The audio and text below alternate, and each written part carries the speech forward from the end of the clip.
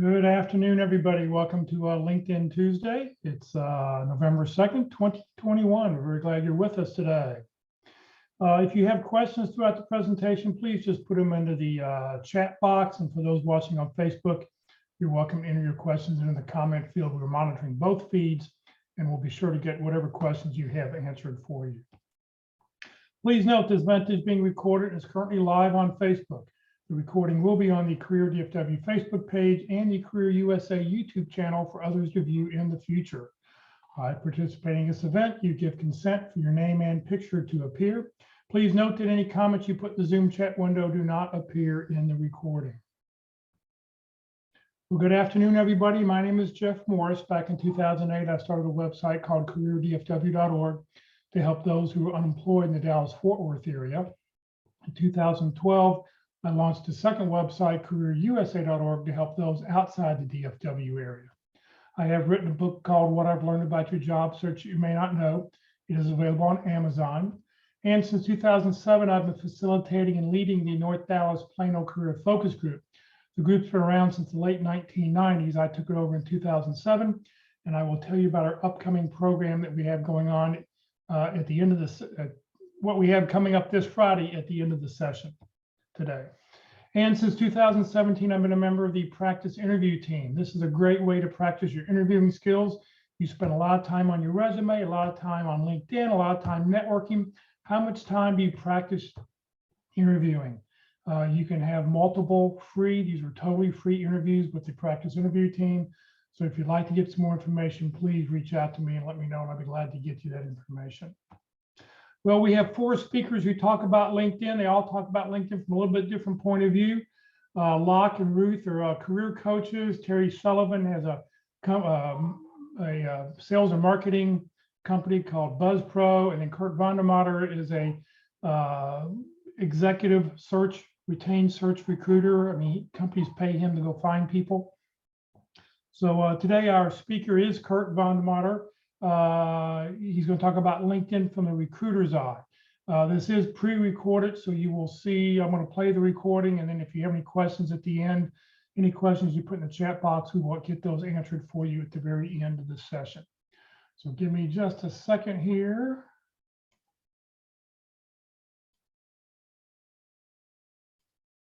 Okay, well, welcome everybody. My name is Kurt VandeMotter. Thanks, Jeff, for the introduction. I'm happy to be here today and hope that I can add a little bit of value to the conversation or the questions that everybody has. I think, Jeff, a really good place to start these conversations are with a number of issues, but things first. First and foremost, everybody that's on this call, it looks like we've got about 20 people so far, Jeff. I'm not keeping track of the exact numbers, but this meeting and this call is for you. It's not for me. And so I want to make sure that everybody that's on this call, if you've got questions, if you've got a question that you've wanted to always ask a recruiter that you've not been able to ask before, or something just happened to you last week, I want you to make sure that you've got that question at top of mind and throw that on the grid, and Jeff will keep me posted as those come in, and he'll help co-facilitate this meeting so that I can continue to show you a little bit more about LinkedIn Recruiter. So that's the first thing. It's about you, and I want you to go away with this saying that was not because I want a pat on the back, but I want you to go back and say that was great content and I learned something. And so if you have a raise your hand, we'll get to you immediately. Second thing, I think it's important if people don't know the difference between the kinds of recruiters, I think this is a good time to just talk about that real quickly, because it really is an important piece of your search in the sense of understanding who you're communicating with. And so I share with you that there's really three kinds of recruiters. And I'm not talking about good, bad, and ugly. There's three kinds of recruiters. There's internal recruiters. And those recruiters are the internal recruiters that work for the company. So they get paid by the company to fill jobs. Big organizations generally have a number of recruiters. I think, at one point I was working with T-Mobile and they might've had 60 recruiters on staff. Internal recruiters have big loads of work. And so it's not uncommon for an internal recruiter to have anywhere from 10 to 25, 30 jobs that they're searching for in a bigger company. I share that with you because internal recruiters, when they're looking at candidates, they're really there to just totally 100% find the needle in the haystack. So if you're talking to an internal recruiter and you don't have 100% of what that recruiter is looking for, generally speaking, internal recruiters are not going to spend a lot of time to try to figure out how they can build that bridge between what you've done in the past and what they're trying to get that role to do and the job that they're trying to fill for that hiring manager. So just a caution, not bad people, a lot of jobs on their plate, generally not as flexible. They're there to say no, and they're only looking for that purple squirrel. Then there's two other kinds of recruiters. So sometimes when companies can't fill those jobs for themselves, they reach outside. It could be a confidential search. They're looking for to fill a job that they haven't told the executive that they're going to be losing their job, or it could be a confidential search because it's a new job that they're trying to fill. But there's two types of recruiters. There's contingent recruiters and then there's retained recruiters. Contingent recruiters, they work on a contingency basis. So as a company, they can go out and hire 3 or 4 contingent recruiters to fill a job, and they don't have to pay that recruiter any money. The only time money exchanges hands is when the company, the recruiting company, presents a candidate and that candidate gets hired. And they generally get somewhere between 20 and 25% of that candidate's first year salary. No cost to you as a candidate, but the difference is that know that those contingent recruiters are working with a lot of candidates and they're throwing a lot of stuff they're throwing a lot of mud at the screen, hoping that they can get one of those to stick.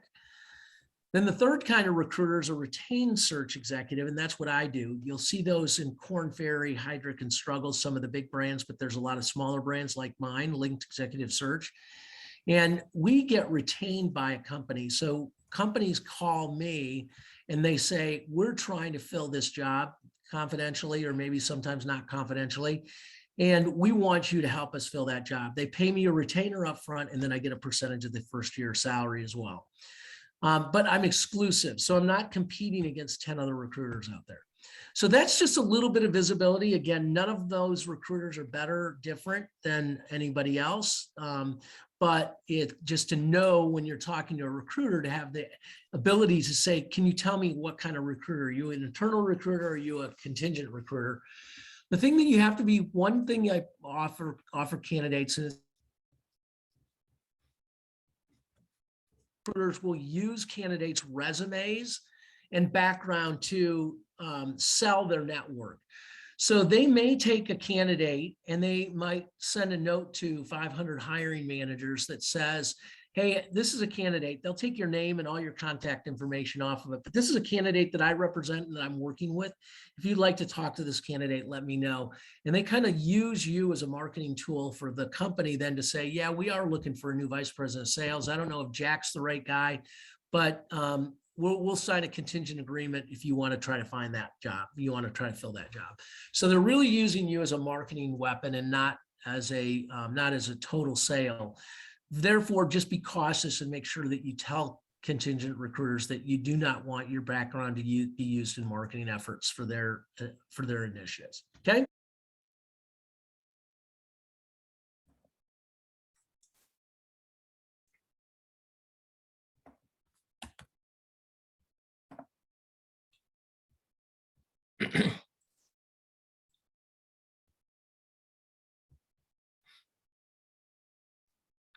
Well, Kurt has joined us live. So Kurt, I will let you take over. We all got to hear an explanation of all the different kinds of recruiters. So thank you for being with us, and it's all yours.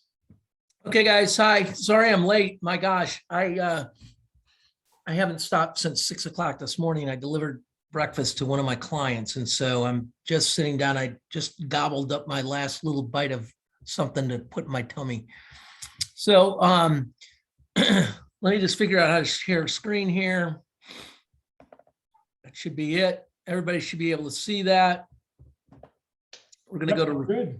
We're going to go to advanced searches. Okay, so I heard some of that presentation that I had done a while back. Jeff, thank you for putting that on while I was delayed in getting in. Any questions thus far? I know that we kind of getting a late start here, but we're going to get through it all okay.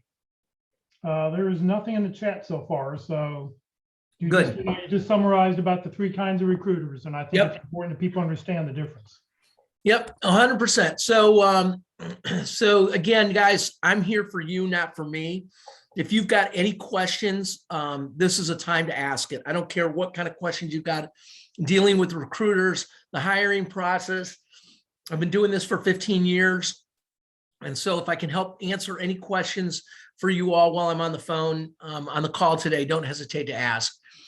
So what I'm about to share with you is you don't get visibility. Candidates don't get visibility into what a recruiter looks at every day very often. And so what my objective here today is to share with you in the next 45 minutes or so, kind of an overview of what recruiters use as one of their tools to help find candidates.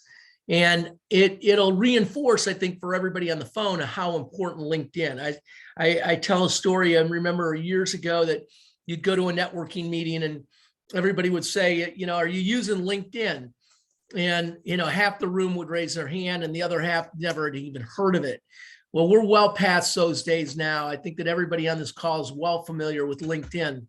But let me share with you how important it is, because it's really the only one. It's not the only, but it's one of the more advanced tools that is available today for recruiters. So LinkedIn worked with a company.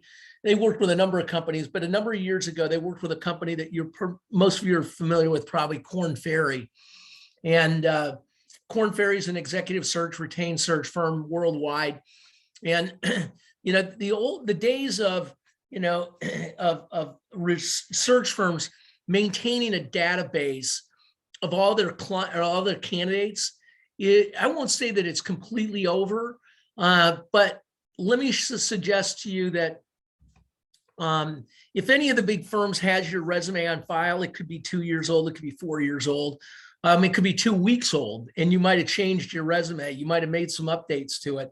And so the only current place that you can really do that today to be proactive to search firms and to recruiters and companies that are hiring is LinkedIn. And it's up to you every day to update that, if you want to update it on a daily basis or a weekly basis or a monthly basis. But the real key is that you have a very updated profile on LinkedIn and that you're cognizant of the fact that people are looking for you as recruiters go about their day. The product that you're all going to see is, you can see it's called Recruiter Advanced Search. And so LinkedIn developed this product with Korn Ferry a number of years ago. And what they did is they built this product called LinkedIn Recruiter, and it sits on top of LinkedIn. And all the APIs sync into LinkedIn. but when I'm in LinkedIn, when I'm in the recruiter product, you as a candidate cannot see me, okay? And I know that might be odd for some of you, because you have the ability to go to your LinkedIn account and look at who's looked at your profile. But those are people that are using LinkedIn, they're not using the recruiter product. And the reason is because if everybody that I looked at had the ability to see that I was looking at their profile, I'd never get anything done, because I get pinged all day. Why are you looking at my profile? Do you have a job for me? And so that it's completely unanimous. You cannot see me anywhere. I don't show up anywhere, and I never will, as long, or the day they change it, I'll quit using the product. So this is my dashboard as far as what I can see, as far as when I want to go search for a candidate. I'm going to start up here at the top, because I think this is one very important areas. And that is, many of you have had the option to go into LinkedIn and modify that you're open to work. And so there's a couple of different buttons you can push. You can make it confidential so that everybody in your network doesn't see it, or you can make it public so that they put kind of a little wreath around your head. And that's okay. Either one of those work. If you're actively looking for a new job, you are unemployed, then I would tell everybody in my network, everybody out there, that you're actively looking. I wouldn't just make it for the recruiters that are using LinkedIn the advanced search product. So check that box if you're unemployed, for sure. Okay. The next button there, are you more likely to respond? So you can see in my network that I haven't put in anything yet. Okay. I've got over 800 million people that are in my total candidacy pool. 68 million of those are open to work. 69 million are more likely to reply or respond. LinkedIn keeps track of you as a candidate. And when you get messages from people, if you don't reply to those messages, then they put you in a box that says you're less likely or you're more likely not to reply, or you're not going to be in that box is the way I guess I should put it. And I am amazed by this because it's true. I mean, I can't tell you how many times I get a note from somebody that says, oh, that sounds like a really exciting opportunity. And I have to send a note back and say, gosh, that was something we worked on 4 months ago. Or a couple of weeks ago, I had to send a note to a guy and say, gosh, you might want to check your LinkedIn profile a little more often. I was working on that job 1.5 years ago and it's closed now. So there are a lot of people that don't reply to messages. I encourage you, as you are going through your search, that you make sure you reply to every message that comes across. And I like a personal message that you type out yourself. It doesn't have to be a long message, but just thanks. I'm really appreciative of your note. This is something I'm not interested in, or I might have some friends that are interested, or let me pass this on to my network. Any of that works, but make sure that you're at least communicating with every message that comes in, even if it's something you're not interested in. The other ones are pretty obvious. They're engaged with my talent brand. So 6.9 million people are there, have company connections. That could be anything from they've worked with me, they've worked for me, they have connections to Linked Executive Search in some way, or they've got connections with me from my past history in the consumer packaged goods industry. And then 12,000 people are past applicants. So these are people that have applied for jobs over the last 15 years that I've been doing this. And so I have the ability to go on and check in any one of these, but definitely I'm going to check the box that open to work, and the candidates are more likely to reply. So from this point forward, what we do as recruiters is, depending on the role that we're trying to fill, we will then start to build a search engine to identify and select candidates. So I'm going to go, Jeff, we do this every time. I'm going to stay out of DFW because there's a lot of DFW people here. Before I forget, I am looking for an HR manager in Dallas-Fort Worth with an amazing brand. If there's anybody on the call today that's looking for a new opportunity and they've got HR experience, it's here in the DFW Las Colinas area, and I'd love to share more with you after the call. But put that bug in your ear if you know somebody that I should be talking to that is actively looking or not happy with where they're at, and they're an HR manager, maybe have experience in executive compensation or benefits, would be a real bonus.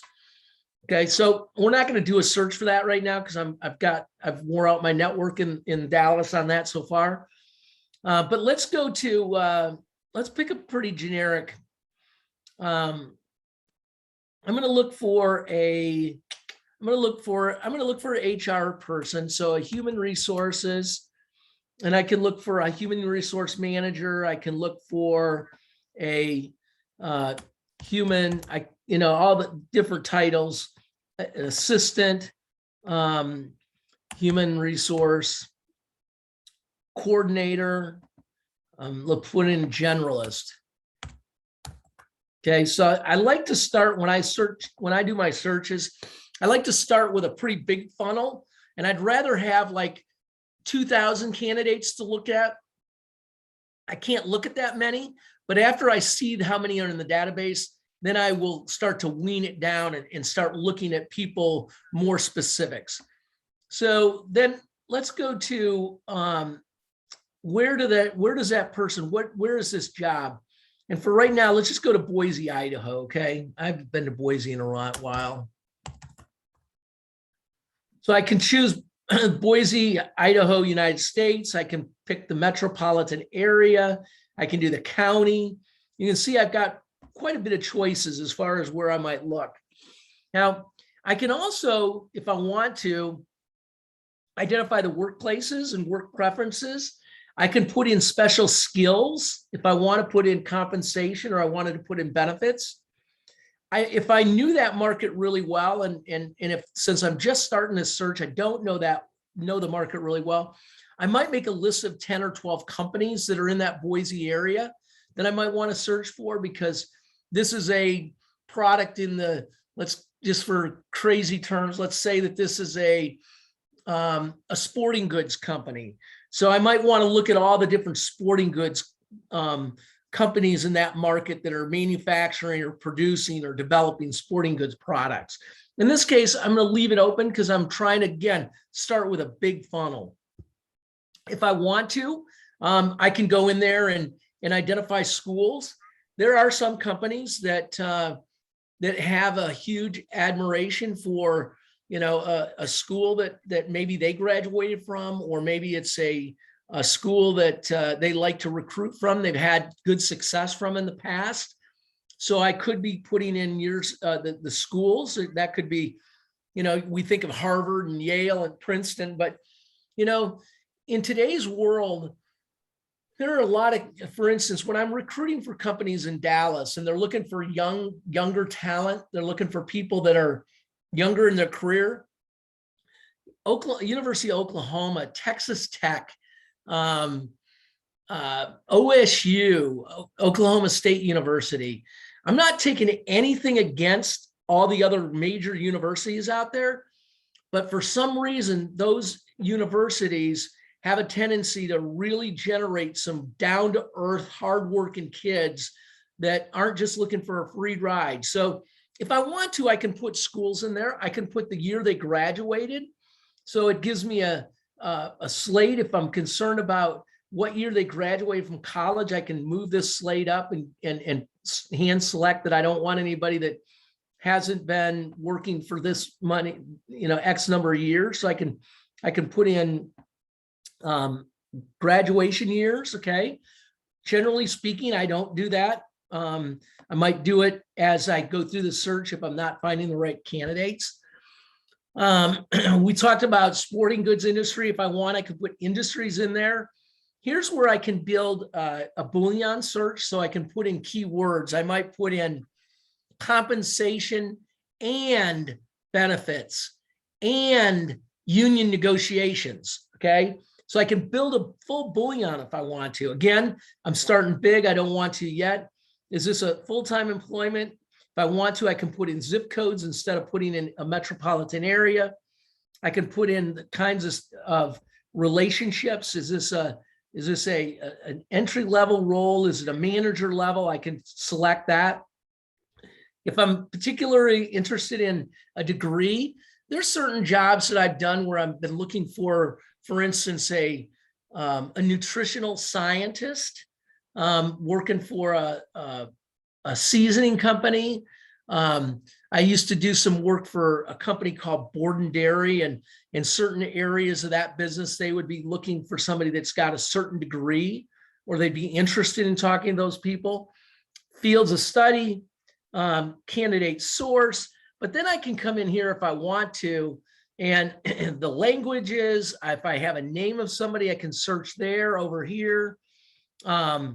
Profile languages, years of experience. You can see a lot of different details and facts that I can search for.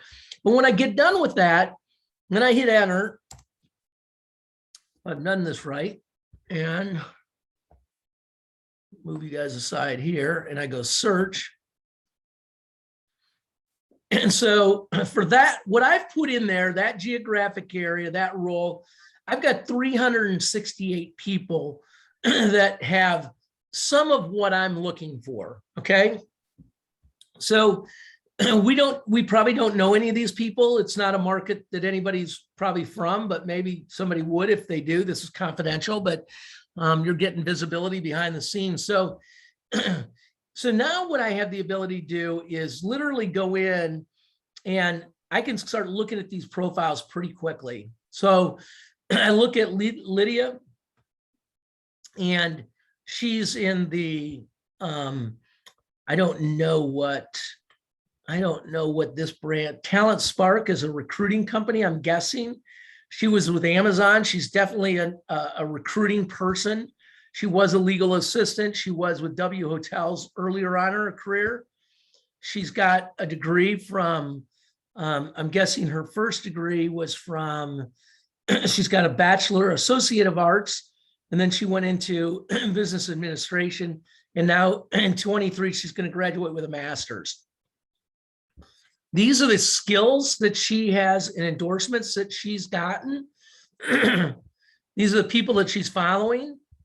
But as a recruiter, what I'm looking for is if now she says that she's open to work, but she's not really taking advantage of all this great real estate. Okay.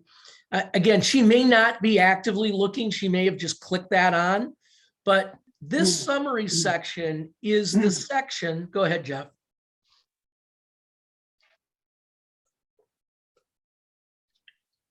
This summary section is free advertising for you.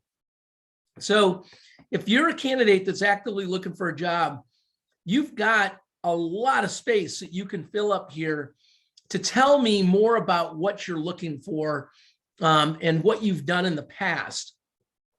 This is also the place where I highly recommend, if you're actively looking for a new job, that you give me or you put in there your email address and your phone number. LinkedIn is not Match.com. And so even if somebody calls you, you don't have to answer the call. You can let it go to voicemail. And then you can delete it if it's not a message you want to listen to. If they send you an email and it's not an opportunity that you're interested in, or they've said something that's a turnoff, you can delete it. They don't have your home address. They don't know your birth date. They don't have your social security number. So it's pretty common that people will use this summary section to give recruiters a way to reach them more quickly. Why is that important? Because as a recruiter, what I can do now is let's say I want to talk to Lydia. Well, I don't have any of her contact information. Okay. There's nobody that I'm connected to that's connected to her. So the only option I really have is to go in here and send Lydia a message. And when I do that, I can pop up here and I've got all these templates that I've built. So I can quickly click on a profile or on a job, and it quickly tells what I'm looking for. And then I just change their name and boom, out the door it goes. Okay. Then I can save them to a project so I can put them in that particular project. But the key here, guys, is that I can do this really, really quickly. Okay. 368 profiles. I can't do it in 2 hours, but if I was sitting in front of the baseball game tonight, I might be able to look at all of them. And all I'm doing is going through real quickly, sending notes and trying to identify people that I want to talk to, saving them in a project so I can go back and find them later. And I'm just trying to throw some mud at the wall to see what I can get to stick, see how many conversations I can get going. But I think the most important is that if I were to coach Lydia on her LinkedIn profile, I think that she's got the opportunity to give us a lot more information about what she's done. She's not built out in each of these jobs. She's a recruiter, but she's not given me any facts about how she's a great recruiter, what she's done to be a better recruiter than other recruiters, close jobs quicker, build relationships with candidates. Whatever that might be, she's not used this advertising in this space to the degree she could or she might want to. Now, I'm not, she may not actively be really looking for a job. So this profile may work just fine for her. But if I was one of you on the call and I saw this profile, I'd say, she's probably got a pretty good opportunity to make this even better. Okay. So when you do give me your contact information in here, and I click on your profile and I want to talk to you, we hit the accelerator because now I have the ability to send an email to your personal email address or pick up the phone and call you. You have moved to the top of the list. Okay. because that's all recruiters want to do is create activity. They want to have conversations with people. They want to try to find people that are a good fit, but they're trying to, I'm in the early stages. I just launched 3 job searches this week, or last Friday, Thursday, Friday. And I'm drinking from the infamous fire hose right now. I am talking to, some days I don't even, some hours, I don't even know if I'm talking warehouse logistics or HR because we're just moving pretty quickly. So any chance that I have when I'm working on that many jobs, any chance a recruiter has to talk to a candidate quickly is going to accelerate your opportunity with that organization. Okay. Any questions, Jeff? Not so far. I don't know if that's good that we're doing our job or maybe not. I'm going to move on to another. I'm going to move on to another candidate. Yeah, I mean, you're making the point. Make it easy for you to be able to contact somebody. Yep. So here's another candidate, Seda. She's an inside sales consultant. She's really not an HR person. She might have had HR in her background somewhere here, but there she is, pharmacy manager, HR manager. That was earlier in her career for 3 years. But when a recruiter's looking at this stuff, okay, so she's done a much better job of giving me some information about who she is. And I say Seda is a female, but I don't know. I shouldn't say that. She's done a good, or this person, Seda's done a good job of giving me some color commentary about who they are. They've provided a couple of links. Okay. I think that's great. Seda talks about the Stephen Covey. Okay. So all these are really good things, but if the contact information in there would mean even more.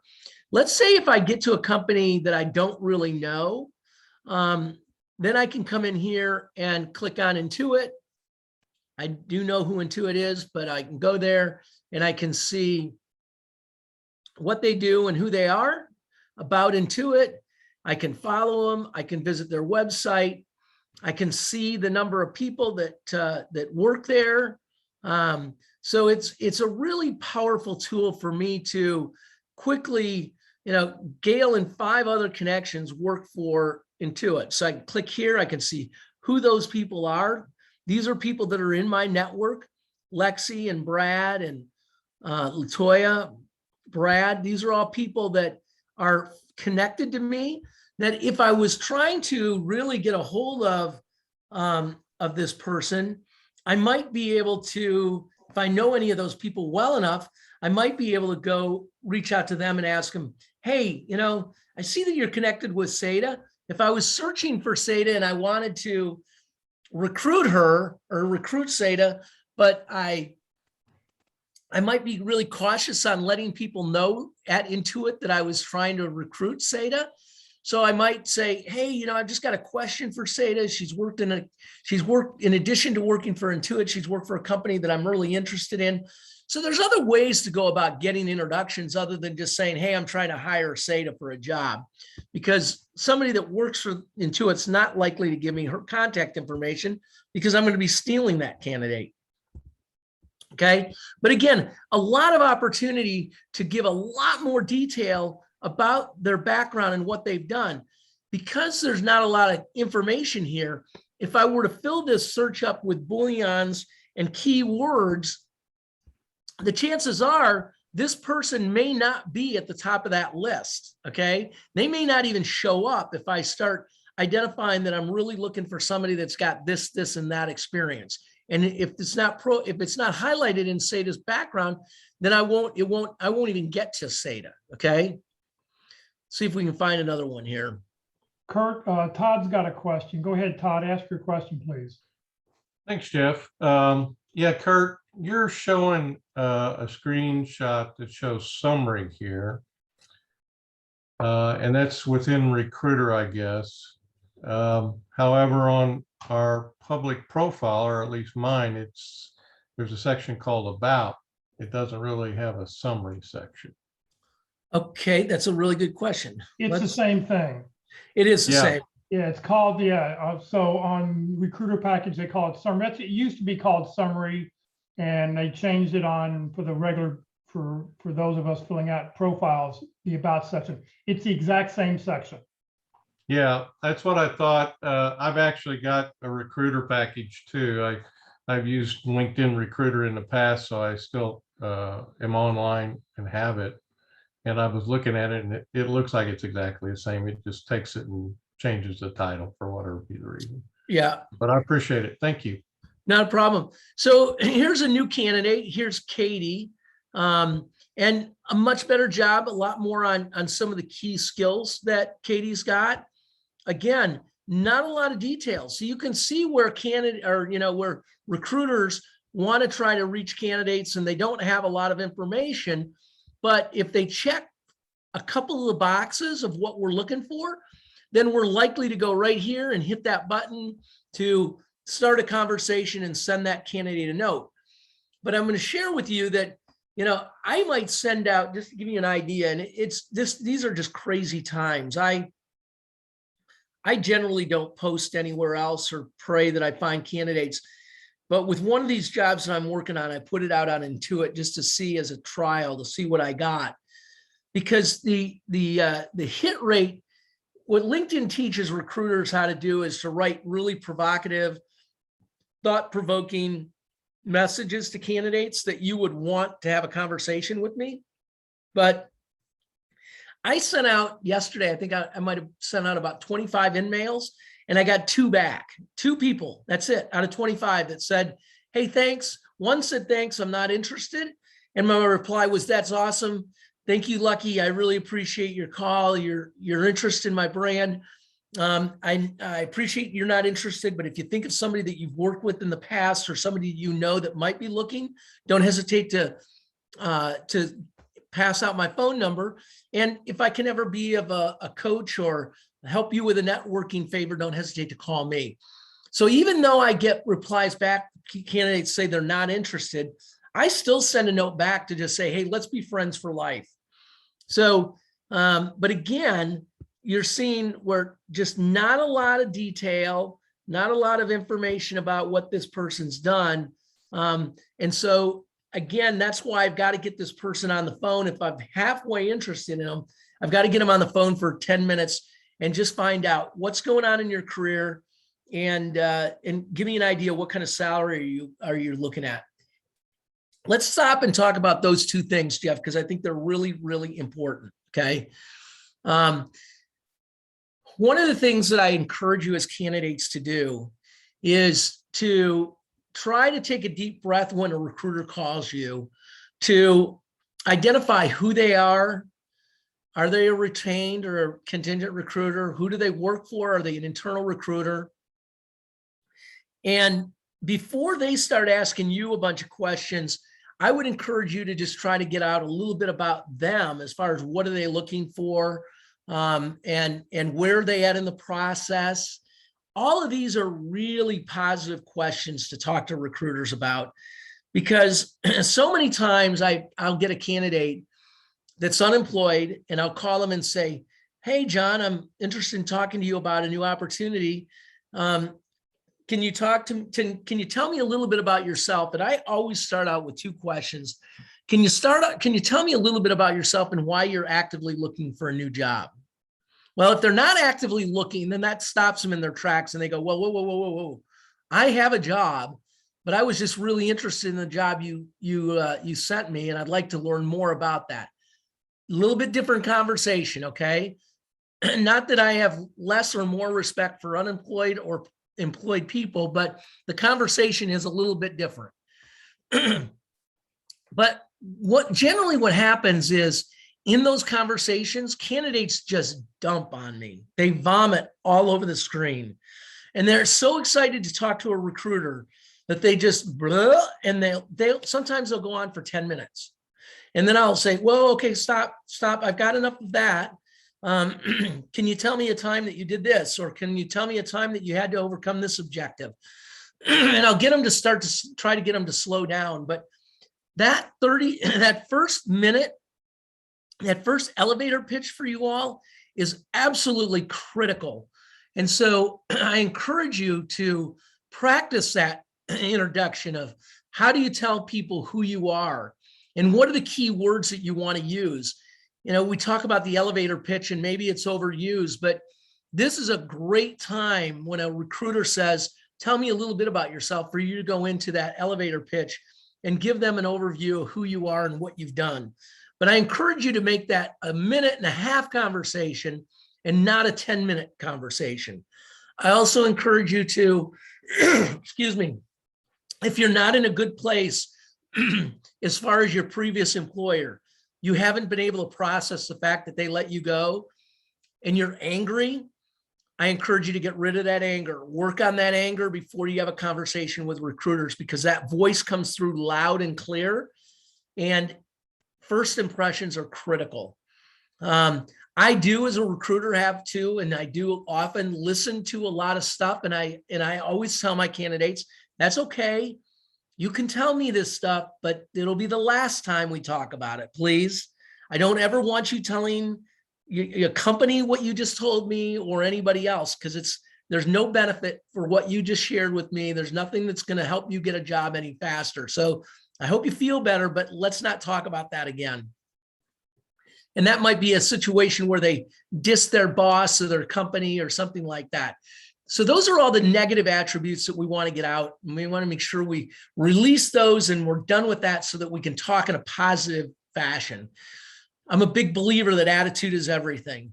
And going into a job search, you've got to have a very positive attitude. And so if you're in that separation mode still and you're angry, find somebody to talk to, get rid of that anger, and get ready to talk to companies.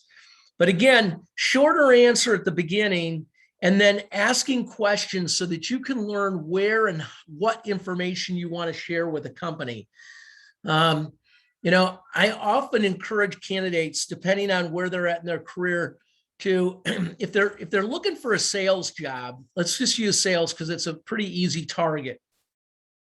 And I think that the conversation we have will be a tribute back to most of you in even other careers. But let's say you're a sales guy and you're looking for new sales opportunities. And let's just for grins say that you're a salesperson in the consumer packaged goods business. There is going to be a question at some point, possibly about, did you manage people? Okay. So why wouldn't you, as a salesperson, sit down tonight while you're watching the baseball game and kind of draft what that conversation would be? If they started to ask you a question about, tell me a time that you had to manage people, what would be the story that you would want to select to tell them about how you manage people? What did you do? What was your experience? Were you a good manager? Did you like to manage? What kind of people did you manage? Were they hourly employees? Were they full-time salaried employees? Were they contractors? Big difference in managing those kinds of people. So why wouldn't you want to have that story?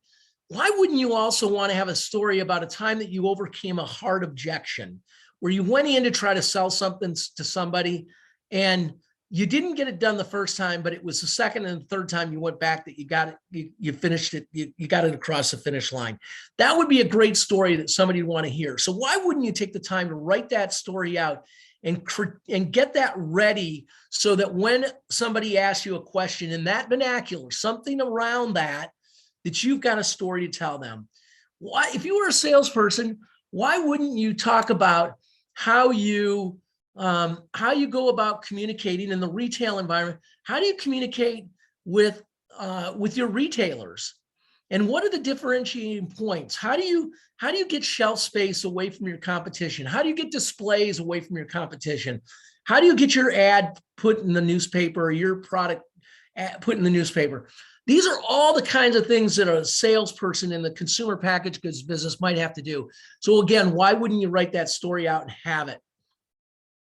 Whatever you do, finance, HR, digital marketing, I don't care where you're at in an organization, what part of the discipline you're working on, you can guess that wherever you're at in your career, you can probably guess 4 or 5 or 6 or 7 of the questions that recruiters are going to want to know about your background. So before they call, this is a great time for you to get ready and prepare and get those notes ready so that it's not that when the recruiter calls, you're going to open up your notebook to, okay, I'm going to tell you a story now about my experience in selling to a retailer, and I'm going to read you this story that I wrote last night. No, that's not what you're going to do, but you've already written it, you've thought about it, you've got the key points, and so it will most naturally fall off your tongue a lot easier. That's the reason you want to make and take the time to prepare for that. Now, if you take it a step further, if you know that you've got an interview coming up, whole different story as far as how you get ready, as far as doing your research. But in that particular case, yes, this is the behavioral model of interviewing that I'm teaching you right now, to tell stories about what you did, how you did it, who you did it with, what would you have done differently, what was the outcome. Did you save money? Did you make money? Did you increase market share? That is a behavioral interview, and candidates that can interview in the behavioral interview mode are going to do 10 times better than the candidates that just answer questions. It's very interesting. Our speaker tomorrow on Interviewing Wednesday is all going to be all about behavioral interviewing. So Excellent. a great follow-up. Well, I just gave you a commercial for that. Whoever's doing that, they'll do a killer job of it. It is a trait, it's a skill that everybody on this call ought to take real seriously, because again, it is a game changer. I coach candidates every day because when I've got a job open and I'm retained, I'm exclusive, I'm not competing against anybody else, I want every one of my candidates to perform well in an interview. And so the first thing I do with every candidate before they get in a phone interview, before they go to the face-to-face, before they go to the final interview, I coach them every step of the way of these are the questions they're going to ask you, because I don't want to know that. I don't ask my customers that, but I know my clients well enough that I can tell them that they're going to probably want to dig into this. They're going to probably want to dig into that. When we were on the phone, they did have a question about your education. There seems to be a little blank in there, or there's a chapter missing. Can you be ready to fill in those gaps? But most of my coaching is to try to coach candidates how to do a behavioral interview. And 99% of the interviews that you all go to will not be behavioral interviews. The person asking the question, most interviewers don't know how to ask good questions. And so they have a tendency to just say, tell me about yourself. They might say, did you ever have to manage route salespeople? Did you tell me what brands did you represent? They don't ask the hard questions, which is, tell me a time that you had to overcome an objection with that buyer that you were calling on over at Kroger. What did you do? How did you convince them? What was the data that you brought to the table? So you, as a salesperson, have all that data. Make it easy for the interviewer, and give them their answers in behavioral mode, and tell them the stories of what you did, how you did it, who was involved, what you would have done differently. And I don't know if that's the aspect of what you're going to talk about tomorrow, Jeff, but that is where the rubber meets the road. I can teach everybody on this call as an employer how to do behavioral interviewing, but it's the candidates that know how to answer in behavioral mode, even though it's not a behavioral interview, are the ones that accelerate to the top every time. All right, we've got a couple good questions here. Jeanette asked, when you're retained for a position, are those jobs usually on the career section of a client's website? They can be, but they're probably not. So when I get retained to fill a job, it's because it's a confidential search. Somebody's going to lose their job, and the CEO hasn't even told HR yet. Okay. That doesn't happen very often, but it happens occasionally. It could be, in today's world of HR, there are a lot of companies that have cut back on the recruiting because we went through 2 years of not a lot of hiring in companies. And so it may be that they're just overwhelmed and they need recruiting help, and they reach out to find a retained or a contingent recruiter. So there's a lot of different ways, but It probably is not on their company website at that point because they've taken it off or they've posted it for long enough and it doesn't have to be up there anymore. Okay. Lenora asked, what if they offer a remote role, but I want to work in the office, in an Yep. office? You know, and this is the consternation, Jeff, that's going on today. When I give you this number, you may have already heard it, but the number is somewhere between 57 and 62% of the people that are working today are actively looking for new jobs. So as candidates out there that are they're looking for a job that are unemployed, the competition, the base of candidates is extraordinary out there. So you've got the level of competition is a lot different than it was 2 years ago.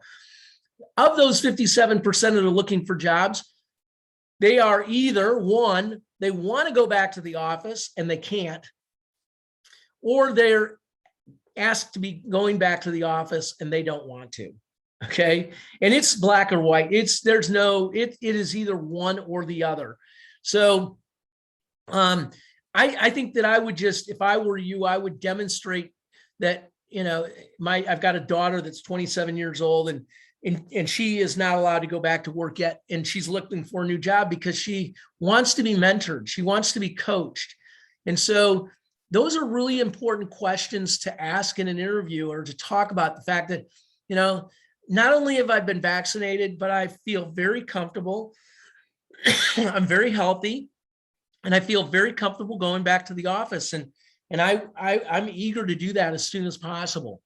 So I would definitely make it a priority as you talk to companies, but every company is going to have a different policy at this point as far as that's concerned. One company I'm working with today, they changed their policy. It seems like every other month or every other week, but they're now at 34%, or excuse me, 3/4 of the time they're in the office and 1/4 they're out. So every Friday they work from home and every other Thursday they get to work from home. So you get a Thursday and Friday from work from home, and then the next week of Friday. And their employees have accepted that and they feel confident about it. But who knows when it gets cold and we get, you know, the flu season hits, is that going to change? And what are people's attitudes and aptitudes going to be for that? I don't know. Are you finding our clients asking recruiters to verify if candidates have received their COVID vaccine? No. Nope. I had a company that I worked for down in San Antonio, or actually a company I worked for here in Dallas. I brought the candidate in from Luxembourg. And so overseas. And so they didn't even have the vaccine over there then. Very limited access to the vaccine. The only thing they asked is that before you come in for the interview, you go do a rapid test. So we sent him at 8 o'clock in the morning, Monday morning, we sent him to have a rapid test. He got the results back at 9 o'clock. He was clean. He was accepted in the office and they just stayed 6 feet distance. Do you think that having a vaccine, companies are going to start requiring that for employment? You know, that is a loaded question, Jeff. I don't know the answer to that. I mean, and I don't really watch the news anymore because I'm tired of everything that's going on, but I really don't know. That is such a slippery slope. Such a slippery slope. I mean, we could talk about it in a couple of other vernaculars. I really don't know what companies, and I'm not an HR executive. I've worked at Pepsi, Dr. Pepper 7-Up, AT&T. I did startup companies, but I was always in sales and marketing and operations. For HR executives right now, it is a real slippery slope as it relates to that going back to work and being vaccinated or not vaccinated. I'm so glad I don't have to make those decisions. All right, one last question. What about these Indian recruiters? Are they legit? Yeah, they are. So to give everybody an idea just on some of the pricing that's out there, okay? So I use LinkedIn Recruiter. I have 2 seats and it costs me about 20 grand a year, okay? I can go hire an offshore recruiter from India for probably about 5 grand a year. It's so cheap.